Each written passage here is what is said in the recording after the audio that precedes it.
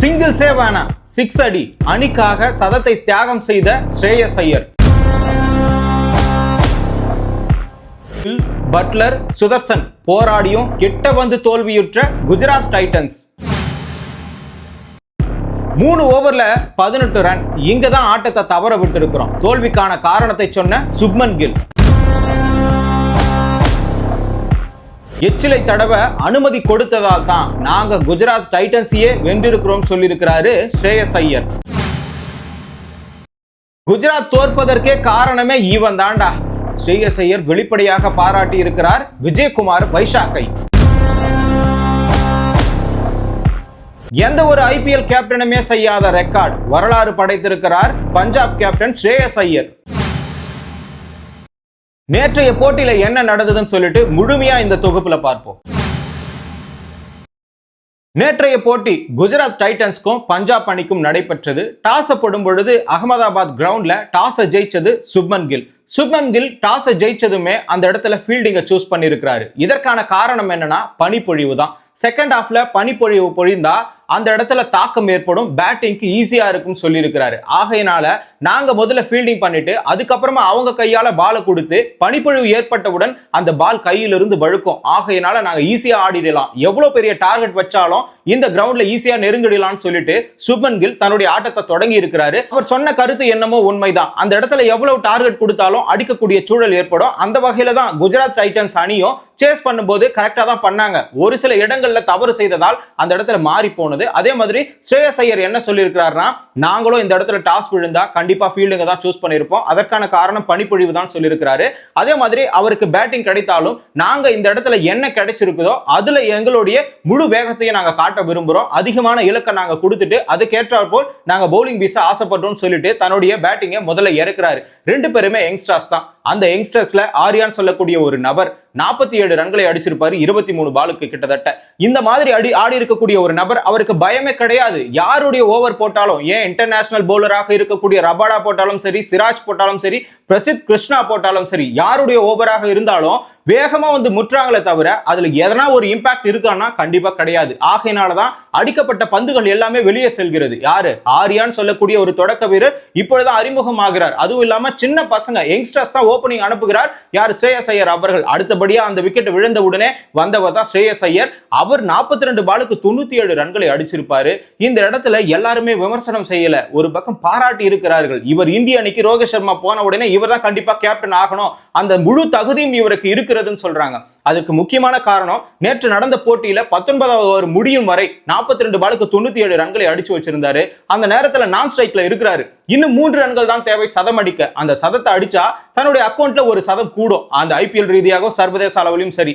ஆனா எனக்கான வெற்றி தேவையில்லை, டீமுக்கான வெற்றி தான் தேவை அப்படின்ற ஒரு பட்சத்துல தான் சுஷாந்த் சிங் ஸ்ட்ரைக்ல இருக்கிறாரு. அவர்கிட்ட சொல்றாரு, சிங்கிள்ஸ்லாம் ஆடாத, 6 மட்டும் அடி, எனக்கு டீமுக்கான வெற்றி தான் தேவை, என்னோட 100லாம் நீ கன்சிடர் பண்ணாத, நீ ஹிட் பண்ணிக்கிட்டே இருன்னு சொல்றாரு. அந்த விதத்துல 22 கிட்டத்தட்ட 23 ரன்களை அடிக்கிறார் சுஷாந்த் சிங்.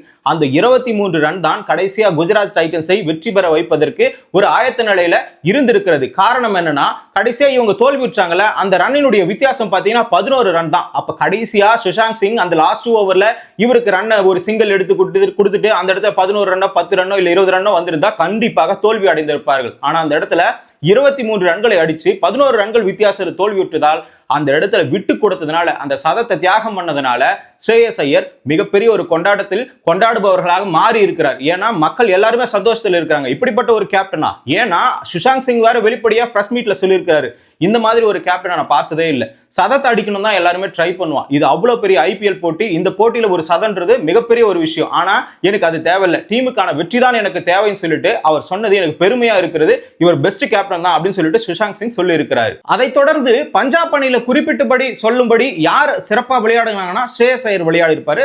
சுஷாந்த் சிங் 22 பாலுக்கு 44 ரன்களை அடிச்சிருப்பாரு.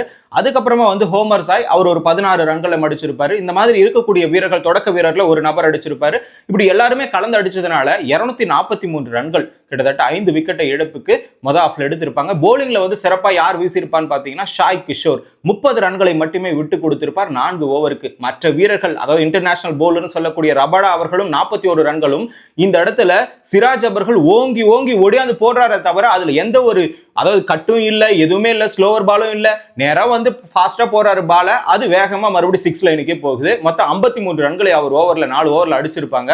அதுக்கு முன்னாடி சுப்மன் கில் வந்து பாத்தீங்கன்னா வாய் வார்த்தையை விட்டு இருப்பாரு, நாங்க கண்டிப்பா 300 அடிப்போம், அந்த அளவுக்கு எங்களுடைய பெர்ஃபார்மன்ஸ் இருக்கிறது, நாங்க செட் பண்ணிருக்கிற பிளேயர்ஸ் எல்லாருமே அந்த அளவுக்கு சிறப்புடன் விளையாடுபவர்கள், எங்களுடைய மிடில் ஆர்டரும் ஸ்ட்ராங்கா இருக்கு, டாப் ஆர்டரும் ஸ்ட்ராங்கா இருக்குன்னு சொல்லிட்டு நாங்க 300 இலக்கா வைப்போம், நீங்க 250 இலக்கா வச்சாலும் நாங்க திருப்பி அடிப்போம், அந்த வகையில தான் ஆடினார்கள். அதுல குறையே கிடையாது. 14 பாலுக்கு 33 ரன் கியரை மாத்தி அடிச்சிருப்பாரு சுப்மன் கில் அவர்கள், 6 வந்து குவிச்சிருப்பாரு.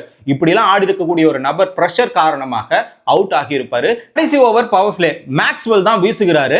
ஒரு 3வது பந்துல அடிக்க முற்படுகிறார். ஏன்னா பவர் பிளேனுடைய கடைசி ஓவர், இதுல நம்ம அடிக்காட்டி ஆல்ரெடி 60 ரன்கள் வந்து விட்டது, 61 ரன்கள் வந்து விட்டது. இருந்தாலும் நமக்கு இன்னும் ஒரு 10-20 ரன்கள் இருந்தா கண்டிப்பா நம்ம அடுத்த, அதாவது கொஞ்ச நேரம் ஸ்பின் போடும்போது நம்ம டாட் பண்ணி டிஃபெண்ட் பண்ணி விளையாடலான்ற ஒரு எண்ணம் வரும். அந்த இடத்துல அடிக்கக்கூட ஒரு சூழ்நிலை வந்தா நம்ம விக்கெட்டை பறி கொடுக்கிற நேரம் தான் வந்துட்டே இருக்கும். ஆகையினால அந்த இடத்துல கியரை மாத்தி அடிக்க ட்ரை பண்றாரு. ஆனா அந்த இடத்துல சுழல மாட்டிக்கிட்டு மேக்ஸ்வெல் ஓவர்ல அவுட் ஆகி வெளியே போகிறார். கூட இறங்கினார்ல சாய் சுதர்சன், இவர் 41 பாலுக்கு 74 அடிக்கிறார். ஆனா 20 பால் வரைக்கும் அவர் மிகப்பெரிய ஒரு தடுமாற்றம் தான். அவருடைய தடுமாற்றம் தான் எதிரில் இருந்த கில்லுக்கு பிரஷர் ஆகி அடிக்கக்கூடிய ஒரு சூழலை உண்டு பண்ணிச்சு. ஆகையினால அவுட் ஆகிட்டாரு. சுதர்சன் அவர்கள் 5 6 6 4 அடிச்சிருப்பாரு, நன்றாகவே பேட்டிங் செய்திருப்பார்.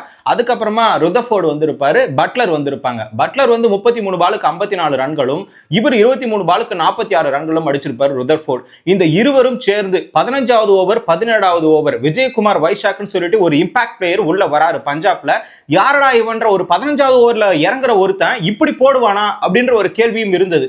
ஏன்னா அந்த அளவுக்கு சிறப்புடன் செயல்பட்டு விட்டார். 15வது ஓவர்ல வீசின அவர் சராசரியா 10-15 போய்கொண்டே இருக்கிறது. ருதர்ஃபோர்டையும் பட்லரையும் ஒரு பக்கம் காயப்படுத்தி இருக்கிறார். எப்படி?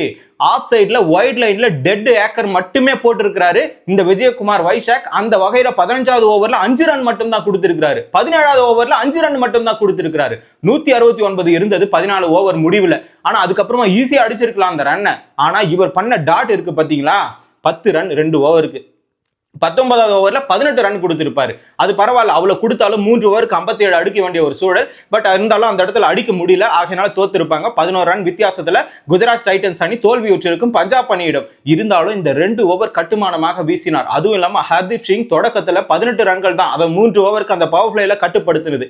இந்த 2 பேரும் சேர்ந்துதான் இந்த சூழலையே மாற்றி இருக்கிறார்கள். ஹர்தீப் சிங் அவர்கள் ஸ்ரேயஸ் ஐயர் கிட்ட போயிட்டு சொல்லியிருப்பார், இந்த மாதிரி நாம டிஃபெண்ட் பண்ணி மட்டும் ஆடுவோம், ஏன்னு கேட்டீங்கன்னா இந்த நேரத்துல நம்ம ரன்னை மட்டும் தான் சுருட்ட வேண்டிய ஒரு சூழ்நிலை, ஆகையினால வைட் ஏர்க்கர் மட்டுமே போடுவோம், ஆஃப் சைட்ல ஸ்டம்புக்கு ஒரு பால் கூட போட வேண்டாம் சொல்லிட்டு அவருக்கு அட்வைஸ் கொடுத்திருப்பாரு. அதை ஏற்றுக்கொண்டிருப்பார் ஸ்ரேயஸ் ஐயர் அவர்கள். அதுவும் இல்லாம ஒரு பக்கம் ரிவர்ஸ் ஸ்விங் இதை வந்துட்டு அப்ரூவல் கொடுத்திருக்கிறாங்க. ஏன்னா ஐசிசி கிட்ட ஷமி அவர்கள் அப்பொழுதே வந்து அப்ரூவல் கேட்டாரு, இதை நீங்க அறிமுகப்படுத்துறீங்கன்னா ரிவர்ஸ் ஸ்விங் வளர வளர இன்னும் வந்து நாட்டில் அது அப்படியே கடைபிடிச்சுட்டே இருப்பாங்க. ஆனா நீங்க இப்பவே முடிவு பண்ணிட்டீங்கன்னா அது கண்டிப்பா வளரவே வளராது, கொரோனா காலத்துல எச்சில தடவக்கூடாதுன்னு சொல்லியிருப்பாங்க. அதனால இப்பொழுது ஐபிஎல்ல பிசிசிஐ அனுமதி கொடுத்து அது அந்த மாதிரியான ஒரு ட்ரிக்கை பயன்படுத்தி தான் நாங்க ஜெயிச்சோம், அதுதான் எங்களுக்கு உதவுச்சுன்னு சொல்லிட்டு ஸ்ரேயஸ் ஐயர் வெளிப்படையாக சொல்லியிருக்கிறாரு.